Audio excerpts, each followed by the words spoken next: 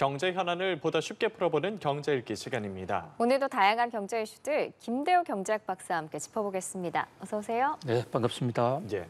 정부가 4분기 전기요금 인상을 앞두고 고심 중입니다. 역대급 더위 때문에 냉방 수요가 폭증했던 만큼 4분기에는 전기요금 인상이 좀 불가피하지 않겠냐는 주장이 나오는데 동의하십니까? 예, 지금 국제 유가가 과거 수준에 비해서 많이 올라 있고요. 그 세계적인 이 원유 생산지나 또는 정유, 석탄 생산을 통해서 전기를 가공 생산하고 있는 우리나라 한전 입장에서는 국제 유가 상승 때문에 원료비, 재료비가 많이 올랐습니다. 그럼에도 불구하고 특히 지난 여름에 아주 폭염 때문에 국민들의 어려움, 고충이 크다고 그래서 인상 요인이 굉장히 많았음에도 불구하고 그동안 인상을 자제했거든요. 근데 이제 폭염은 물러가고 가을이 왔습니다. 사실 이때가 아니면 가격, 사회적인 저항 없이 가격을 올리기가 굉장히 어려운 상황이기 때문에 이 한전 입장에서는 전기값을 올려달라고 지금 강력히 요구하고 있고 칼자루를 진 산업부, 정부 관계 부처에서도 지금 상당히 고심을 하고 있습니다.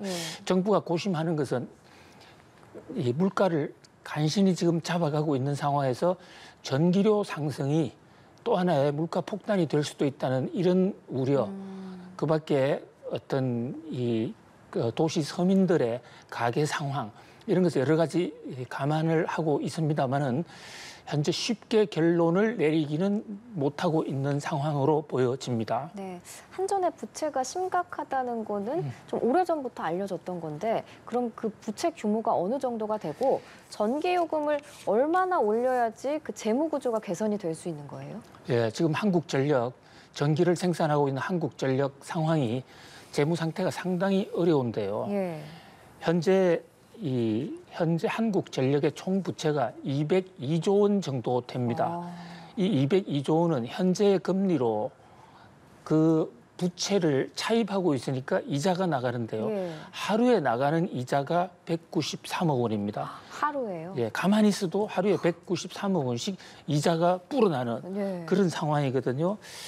그리고 그동안에 이제 2022년 이 상황에서 국제 유가는 오르는데 전기 요금을 현실화하지 않아서 역마진 구조가 있었는데 그때 누적되어 있는 3개년간의 누적 적자 규모가 43조 원입니다.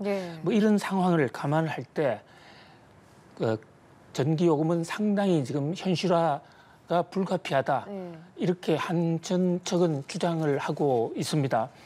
다만 이것을 일시에 반영했을 때는 국민 부담이 급격히 증대하고 또 경제에도 충격을 줄 수 있기 때문에 서서히 단계적으로라도 좀 지속적으로 올려야 되겠다라는 것이 한국전력의 공식 입장이기도 합니다. 예. 다만 최근 국제 연료 가격이 하락세를 타고 있지 않습니까? 연료비 하락은 원칙상으로는 전기요금 인하 요인이지 않습니까? 변수가 좀 될까요? 그렇습니다. 현재 전기요금 산정하는 방식이요. 기본 요금에다가 사회적 상황을 감안한 가산금 이렇게 여러 가지 3단계로 나누어서 보고 있는데 기본적으로 국제 유가가 떨어지면 전기요금을 내려줘야 되는 것이 현재 요금 체계상 원칙입니다. 네, 그런데 그동안에 국제 유가가 너무 높았을 때 가격을 현실화하지 못했으니까 그동안에 밀린 그 누적 적자분을 해소하는 차원이라서 또 이번에 전기요금을 좀 조정했으면 좋겠다라는 것이 한국전력 측의 주장이고요. 이 기회를 놓치면 내년 1분기나 내년 2, 4분기 넘어가면 그 전기요금 하락폭이 좀 더 커질 수가 있기 때문에 그때 가면 오히려 이론적으로 가격을 올릴 수 있는 여지가 더 줄어든다. 그래서 이번에 요금을 꼭 좀 현실화 시켜달라. 이래서 한전이 요구를 하면 산업부가 정부 부처, 특히 기재부와 협의를 거쳐서 최종적으로 그 인가 여부를 결정하도록 되어 있는데요. 지금 4분기 시작이 내일이에요. 그래서 만약에 결정을 하면 빠르면 오늘 또는 내일 오전에라도 중대 결정이 나올 수도 있을 것으로 보여집니다. 예, 누진 구간을 조정해야 한다는 지적도 나왔거든요. 올 여름이 너무 덥다 보니까 가정용 전기요금 누진제 최고 요금을 적용받는 가구가 1,000만 가구를 넘겼어요. 그렇습니다. 굉장히 중요한 대목을 지적해 주셨는데요. 예. 이것은 전기요금을 올리느냐 내리느냐 하고 또 다른 문제입니다. 누진 요금이라는 것이 전기를 많이 쓰면 많이 쓸수록 더 높은 요금을 부과해서 전기 과소비를 막아보자라고 하는 그런 요금 체계인데요. 누진 요금 제도가 효과를 거두려면 적게 쓰는 사람은 적게 내고 중간은 중간대로 또 많이 쓰는 사람들은 많이 내게 하는 그런 다단계 적용이 돼야 되는데 네. 올 여름 같은 경우에 보면 우리나라 가구 수의 뭐 거의 절대 다수라는 1,000만 가구가 최고 누진 요금 요율을 적용을 당했거든요. 그렇다면 이것은 누진 요율 제도가 실효성이 없다. 예. 거의 대부분에게 페널티 요금을 매기고 있기 때문에 전기 과소비 억제에도 도움이 안 됩니다. 따라서 이번 기회에 전기 요금을 올리는 문제와는 별개로 누진 요금 체계도 좀 바꾸었어요. 좀 더 많이 쓰는 사람에게는 좀 더 많은 요율을, 또 적게 쓰거나 종전보다도 더 절약하는 사람들에게는 깎아주는 이런 어떤 인센티브 시스템의 확고한 도입이 상당히 중요할 것으로 보여집니다. 네, 또 전기요금이 얼마나 인상될지 지켜보도록 하고 두 번째 주제로 넘어갈게요. 올해 전체 취업자에서 자영업자가 차지하는 비중이 20%선 아래로 떨어진 걸로 집계됐는데 이게 그러면 자영업을 유지하기가 그만큼 힘들다는 얘기인지 왜 계속 비중이 주는 거예요? 그렇습니다.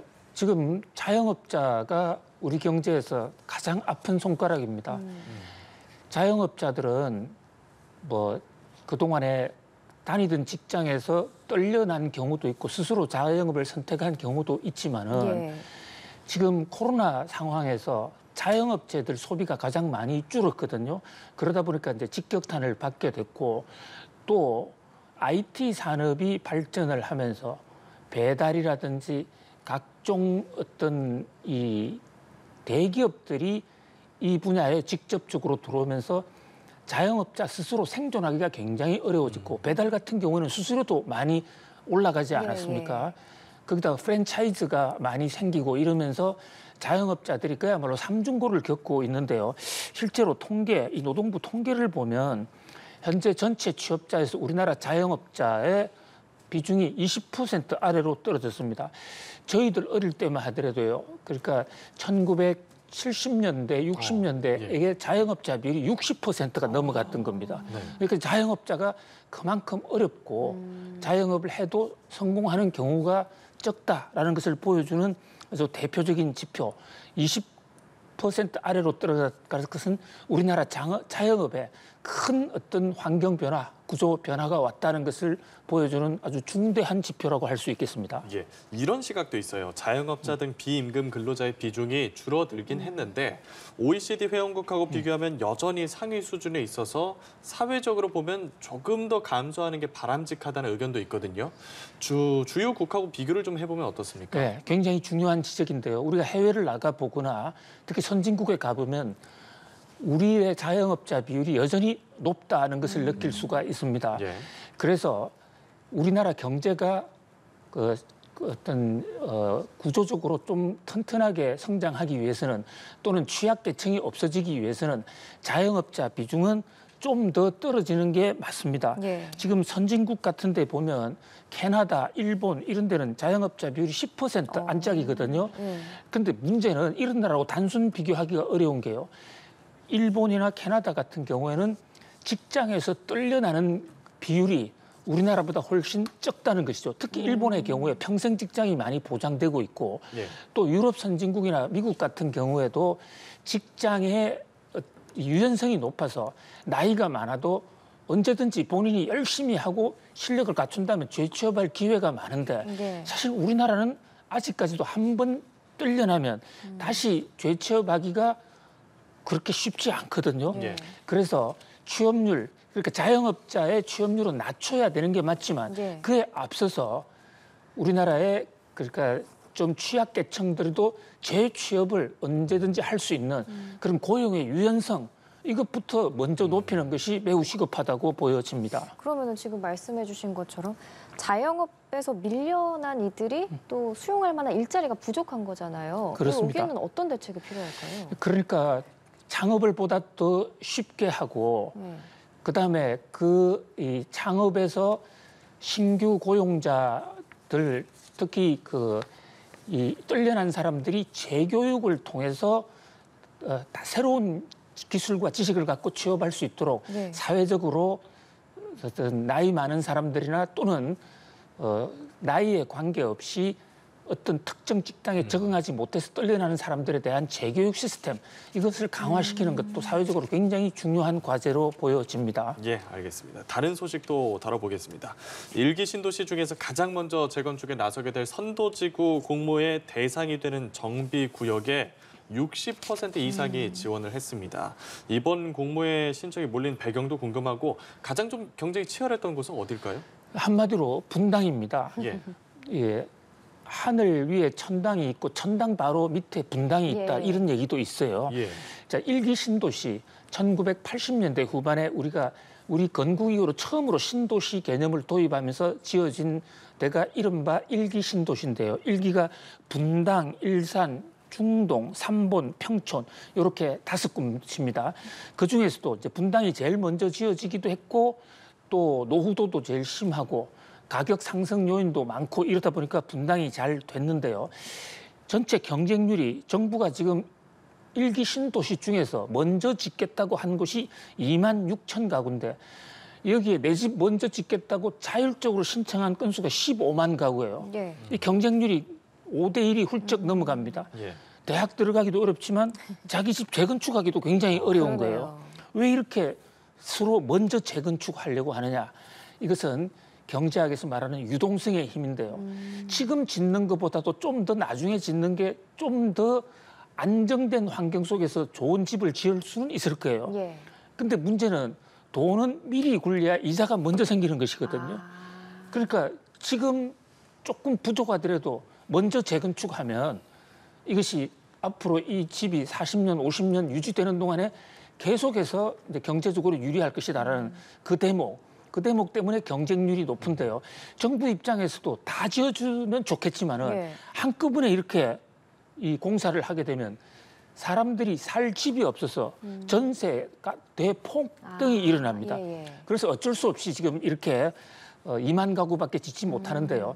뭐 이런 데일수록 사회적 기여를 많이 하는 이를테면 기부 체납을 많이 한다든지 또는 그 인근의 교통 영향 평가가 큰데 이것을 잘 가려서 사회적으로 훨씬 적합도가 높은 곳부터 좀 옥석을 잘 가려내서 그런 쪽에 우선 페이바를 주는 그런 정책이 필요한 것으로 보여집니다. 네, 지금 경쟁률이 한 5대 1 정도 된다고 말씀을 해주셨는데 그러면은 이거 선도지구 선정은 어떤 기준으로 이루어지는 거예요? 예, 현재 지금 그 정부가 내세우고 있는 다양한 방법인데 그 중에서 1차적으로 주민 동의율을 1순위로 보고 있습니다.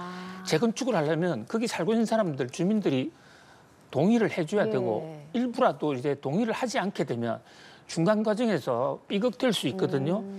그런 면에서 주민 동의율, 그다음에 그 사회적 파급 효과 이런 것을 보겠다 이러는데 그 중에서도 저는 주민 동의율과 파급 효과 못지않게 예. 그 인프라, 교통 인프라의 적합도 또는 사회적 기부 이런 쪽에도 좀 더 비중을 두는 것이 사회 전체에 사실 재건축을 해서 용적률 공중으로 올리는 것은 사회적 공공재에 가까운 것인데 사회적 기여가 가장 큰 곳에 좀 더 많은 메리트를 주는 것이 옳지 않나 이런 생각을 해봅니다. 예, 알겠습니다. 경제읽기 김대호 경제학 박사와 함께 다뤄봤습니다. 오늘 말씀 고맙습니다. 고맙습니다. 고맙습니다.